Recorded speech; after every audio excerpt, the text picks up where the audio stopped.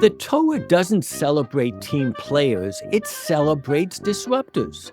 People like Caleb, who hear the groupthink, nod along just enough to survive it, and then speak a truth so fierce it threatens to tear the consensus apart. In a moment when 10 spies caved to fear and sold the people a narrative of doom, Caleb stood up alone and said, "We can do this."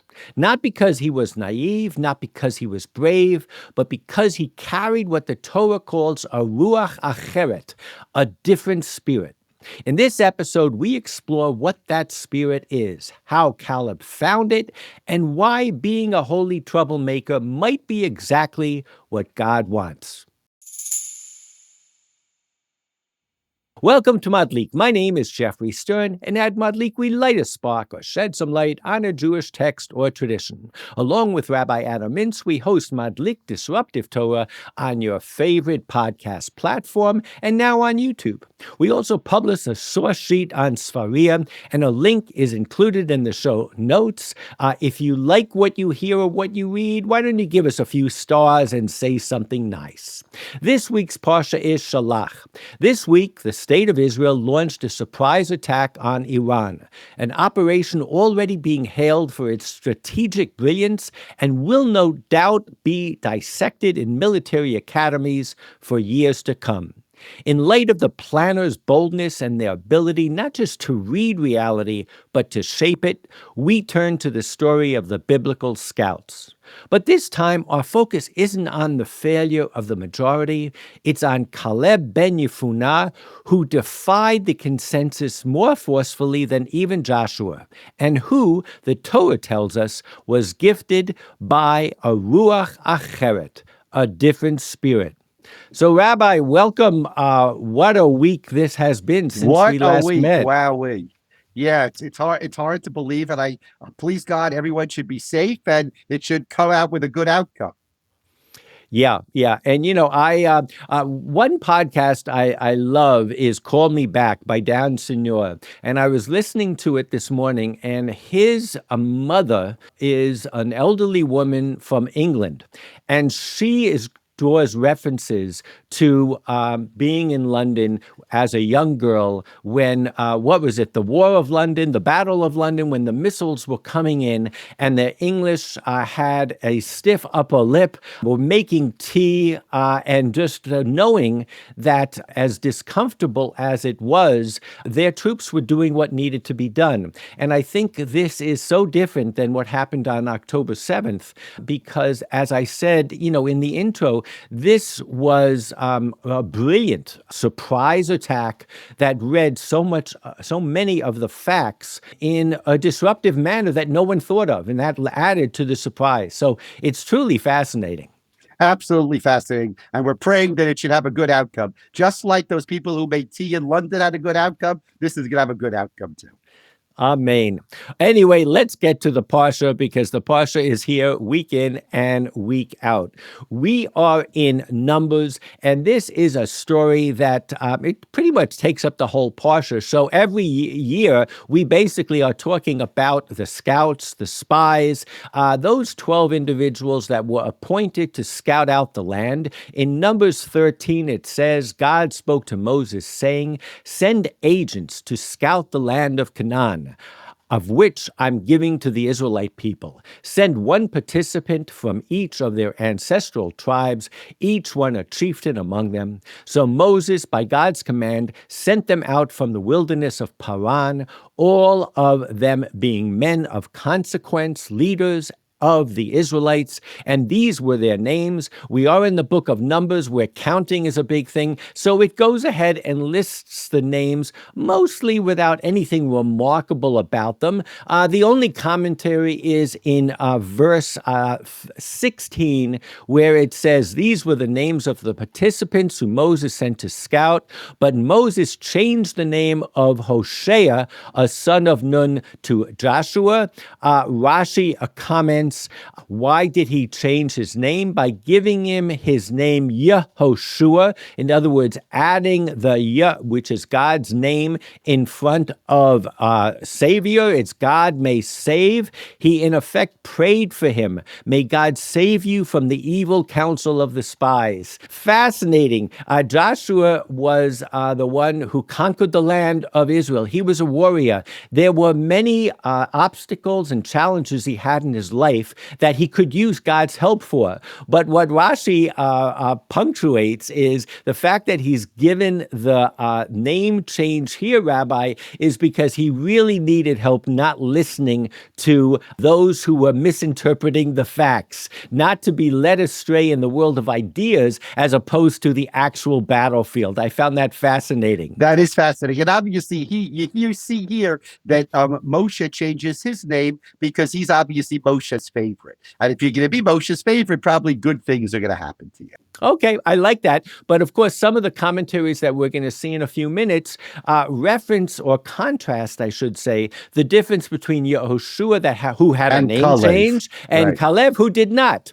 Caleb's name could be considered a dog. I mean, a Caleb and a Caleb. So let's dive in a little more. We're going to just go over the basic story because there are some interesting nuances. So in Numbers 13:18, it says that you should go and see what kind of a country it is.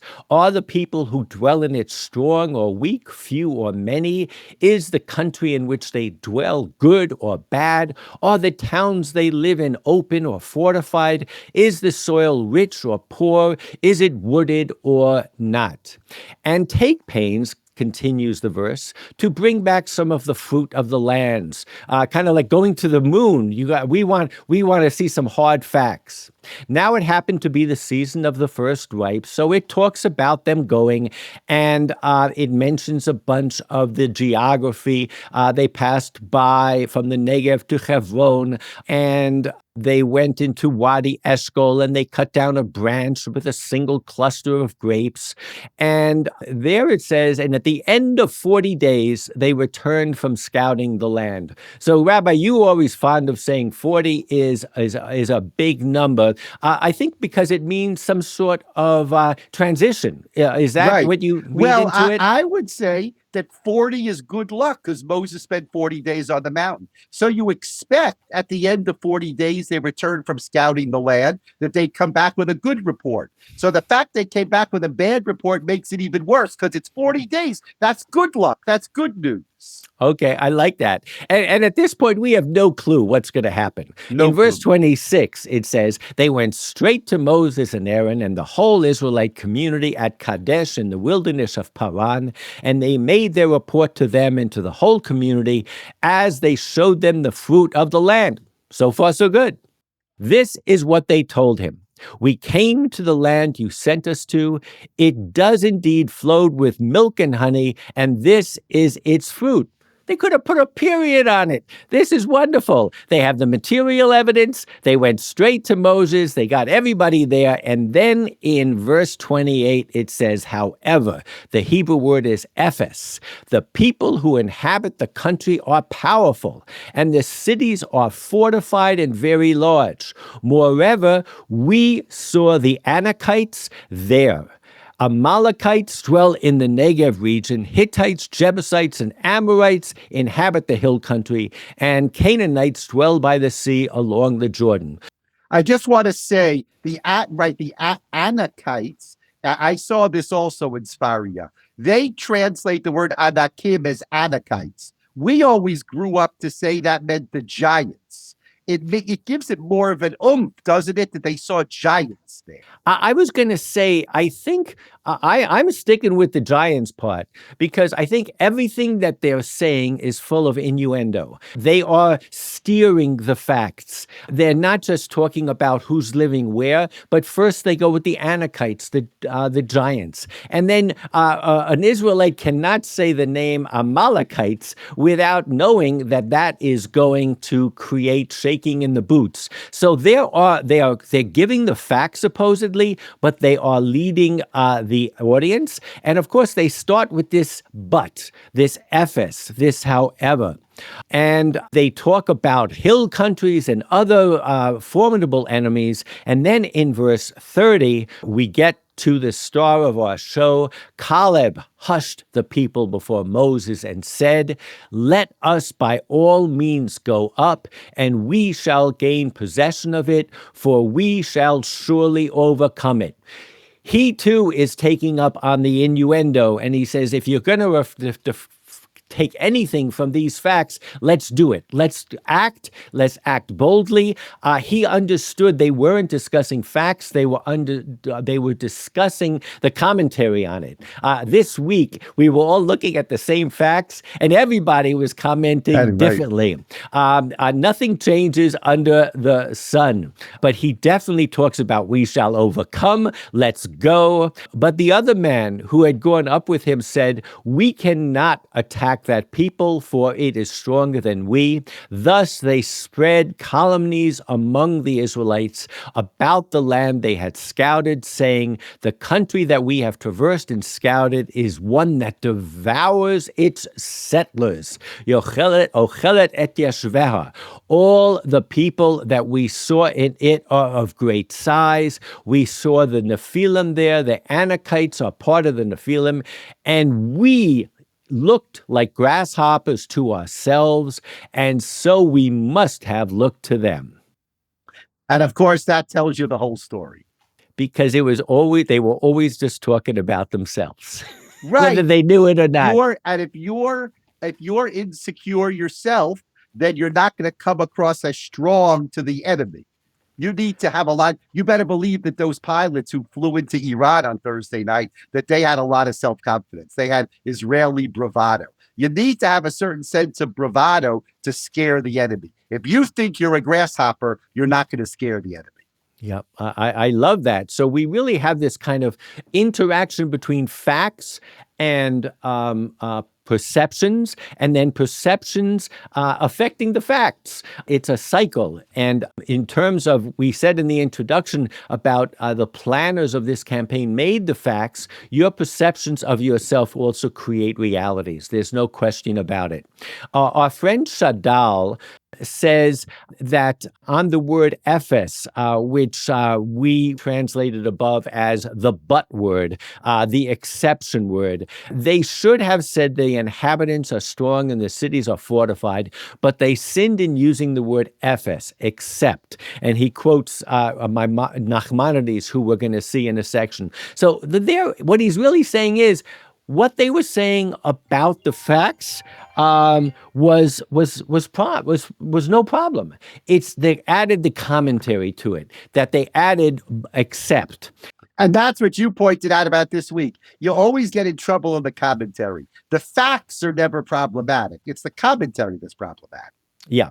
And the alternate of that is Caleb didn't even bother addressing the facts. Shadal says Caleb had to say, "Let us go up, go up." He said it twice, "Ale, ale," which implies from the words of the scouts, it was understood that it was not possible to go up. So it really was just more talking about the commentary, the reaction to what was seen as much as anything else. Nachmanides is fascinating vis-a-vis this last week.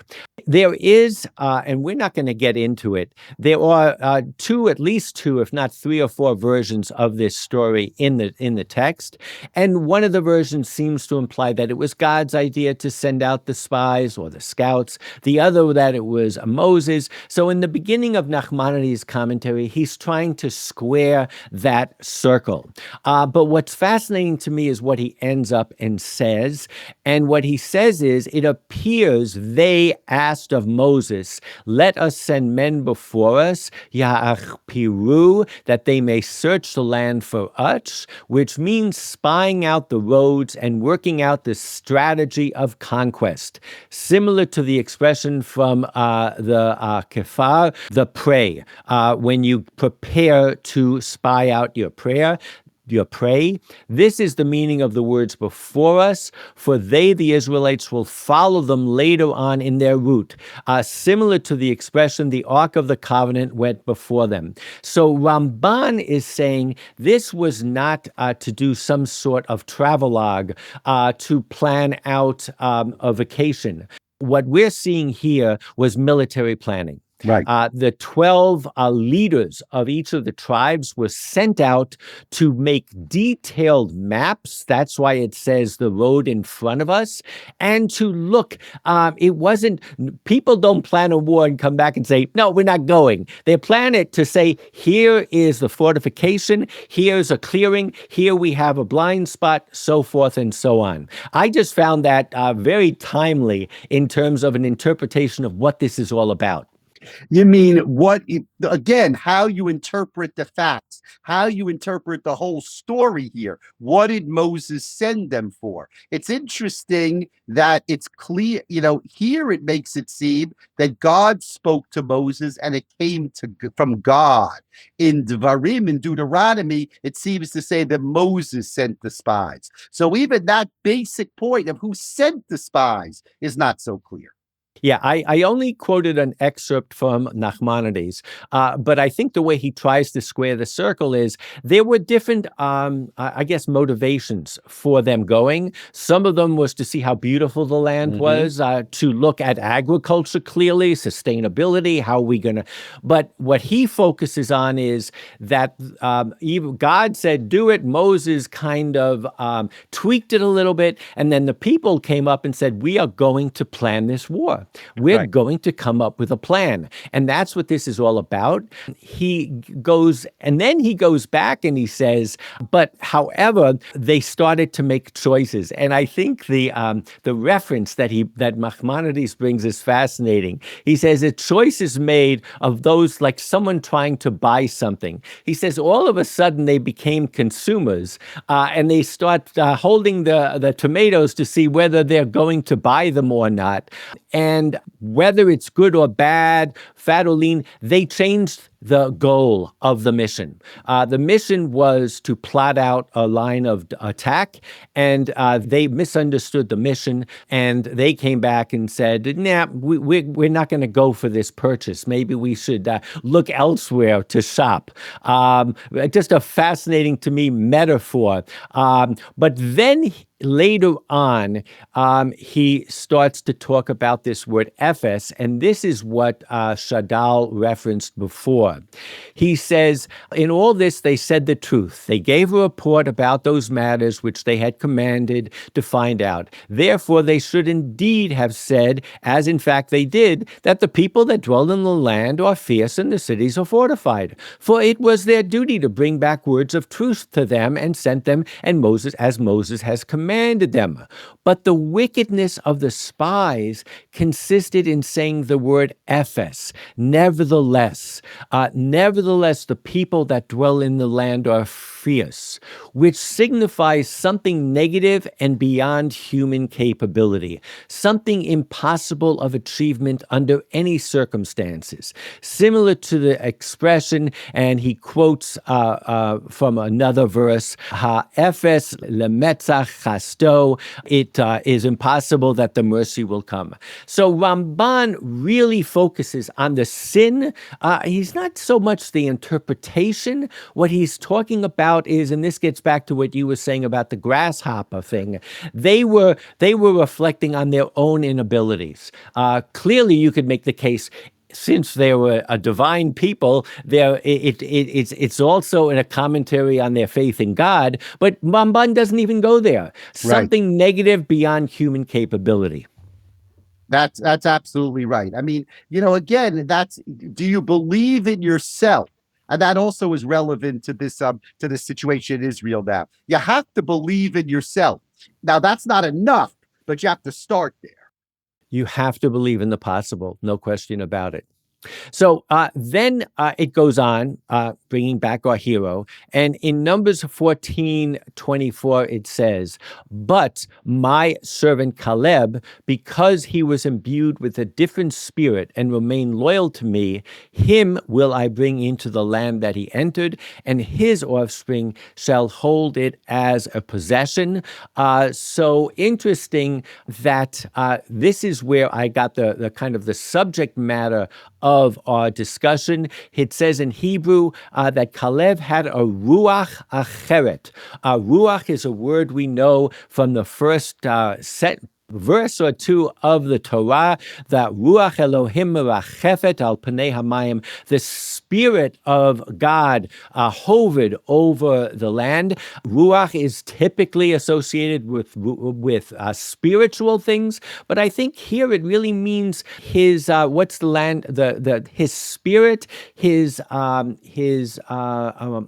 way he looked at things, his approach. Absolutely. His approach to thing, but he it's had not a a different. mistake. Your connection to the Ruach Elokim merachefet al pnei hamayim is important, because Ruach hayta Ruach acheret imo. He had a different spirit. You're supposed to understand that was a godly spirit. He was the good guy. Yeah. Yeah, I love that. They had a spirit too. It just wasn't a very good spirit. Correct. It was Right. a ruach ra, I Right. guess is another a phrase in Hebrew. The other thing that's interesting is the verses do focus on Caleb and not Joshua. In the beginning, it was Joshua, as Rashi said, and as you said, he was Moses' favorite. He was his chosen leader. But the day really belongs to Caleb. He was the one who had that Ruach Acheret. And the distinction then between Caleb and the other 10 spies is significant, but also there was a difference between Caleb and Yehoshua. And I think that this verse shows, and maybe through the commentaries and reading the text, we'll maybe have a better sense of what was the difference between the two good guys.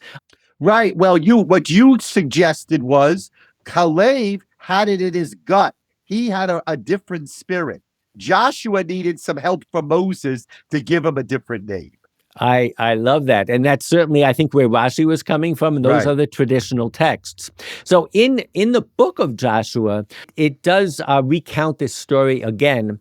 And there it says, and we're talking about Joshua chapter 14, verse 6 through 15. In verse 8, it says, "While my companions who went up with me took the heart out of the people, I was loyal to my eternal God." In the Hebrew original, it's himsiv et lev ha'am, just a beautiful turn of phrase. They stole the heart of the people. This is all about stealing the spirit from other people. And the flip side of that is he was meleti acharei Hashem Elokai. It doesn't use a word that we normally, I think, associate with faith. Meleti means full, Right. fullness. And he was full, he was secure, he was complete. I would suggest. But again, even when the story is recounted in the Tanakh, it comes down to the perception of the facts, how one looks at it, and stealing the heart of the people is just profound. We came across that a little bit last time when we were discussing what happens when you have draft dodgers or people that don't show up in the army. It takes away the spirit. And if you need anything in a fighting force, it's that positive spirit. Absolutely right. So let's get into this Ruach Acheret, this other spirit. Rashi says another suggests that he was filled with a twofold spirit, the one to which he gave utterance, literally one in his mouth, and another which he concealed in his heart. So this is fascinating. The commentaries are going to go in multiple directions. Rashi's is that Caleb was able to hold one truth within himself and deal in subterfuge. We've come across this with Aaron dealing with when they sinned with the golden calf, trying to guide them. Maybe they didn't even know he was disagreeing with them on the trip.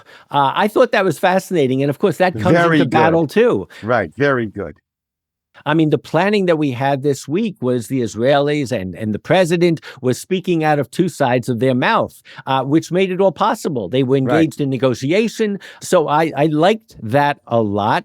Another one is the Malbim. And what many of the commentaries say is Ruach HaCheret is really reflects more of an evolution, that Caleb initially was with them, and then he went off to Hebron by himself. He went back to the ancestral burying ground, and he maybe meditated upon it, he thought about it, and he changed his spirit. So whereas the first Rashi talks about him holding the two spirits at the same time, one close to his chest and the other speaking it out loud, here the other commentaries talk about a metamorphosis, an evolution in his thinking. He was adoptable. I think that's a key element in terms of a good that's plan. also it. Correct. You have to be able to adapt to different situations.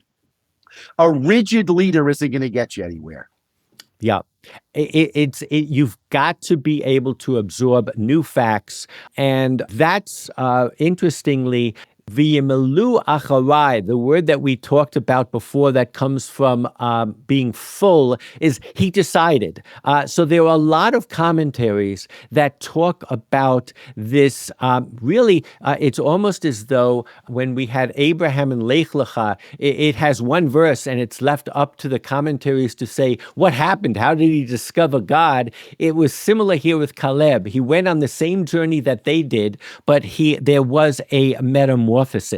It's interesting how they describe his name. I joked a while ago that Caleb can mean dog. One of the commentaries that I saw said that, yes, he was compared to a dog in a good way. Dogs follow the trail. They stick with the mission. They're totally loyal. But I think the real takeaway from Caleb is it has the word lev in it. It has the word heart in it. And I think one of the commentaries on it is that it's a full heart. It's a complete heart with his whole heart. The Midrash Agada says, Caleb ben Yefunah. Why was he called thus? Because the words that were on his heart, Lev, he replied to Moses, not according to what was on the hearts of the scouts, as it said, who had a different spirit. So he followed his own intuition, I think would be one way of looking at that, his own judgment. And then, of course, we get to Ben Yefunah. What does that mean? And Yefunah can mean multiple things. One is to turn, lifnot. And he was, to say Ben Yefunah differently, he was a master of change. He was a master of the pivot. That is another quality, I think. There is so much that's going to come out in the history of what happened a week ago, but part of it had to do with what the changing circumstances were after Hezbollah was destroyed and they could no longer launch their thousands of rockets as a deterrent against attacking Iran. What happened after the first time Iran launched their missiles and Israel didn't disappear almost a year ago? What happened when Israel retaliated and were able to take down the anti-missile and anti-air defense systems? All of this was constant calibration. And I think that to a degree is what Ben Yefunah means. It means someone who can master the change. Right. Right. I mean, that's great. I mean, it seems to be that what you brought up at the beginning, Ruach HaCheret, seems to be that all the commentators are focused on that. That's what made Kalev different. That was in his name, Kalev. That was in his name, Ben Yefunah. Everything revolves around that. And the other thing that the Malbim says here is that Shipana me'etzat meraglim. He was also able he turned to away from the accepted wisdom, so to speak. And so what they really do is they contrast the two. Joshua was helped by God. And so while Caleb is not shown as a secularist, what he is shown as who's someone who was able to find it within himself. It wasn't some sort of secret source that he was given, but very rational things. So the way I want to end is, and this I had not really seen strongly, is that Caleb at the end talks about why we need to go. And he says in Numbers 14, he says to them and exhorted the whole Israelite community, the land that we traversed and scouted is an exceedingly good land. Tovah haaretz ma'od ma'od. And there were those commentaries. Emek Dover is one who is fascinating. When he comments on Genesis, when God said after creation that creation was tov ma'od, he actually references this quote by Caleb. And he does it again on his commentary on our verses. And I think what he's trying to say is, one is a fascinating thought. The reason, the traditional explanation for tov ma'od was that in every good there's also bad. And that you can't recognize the good unless they were bad. I would almost say if you're evaluating a plan or a strategy, if there isn't any bad, there's something wrong. It must be a trap. You have to be able to accept the bad, and that also becomes fascinating. But getting back to that spirit of God hovering over creation, looking at the spirit, the other spirit of Caleb, one almost wonders, in kind of looking at it like a Viktor Frankl perspective, that what God gave us more than creating a world was, if the Torah gives us something, it's what perspective, what judgment, what motivation we should take that world to be. And that's why it says, after everything good, it's good, it's good. That was above the facts. God gave us what Caleb gave us in spades, which is you have to have the right attitude.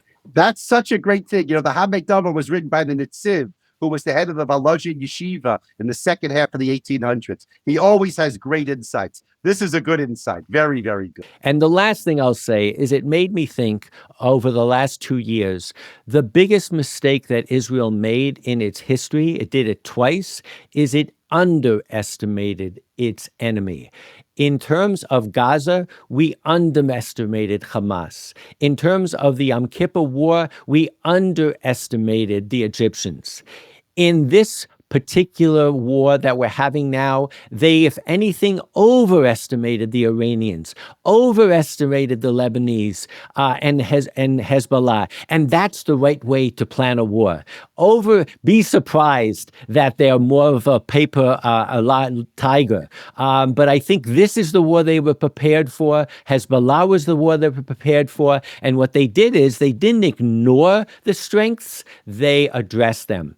And when we underestimate our enemies or underestimate the challenges that we're against, that's when we get into trouble, actually. Oh, that's a great thing to end on. So Shabbat Shalom, everybody. I'm Yisrael Chai. We hope for good news from Israel. I will look forward to seeing everybody next time. Shabbat Shalom.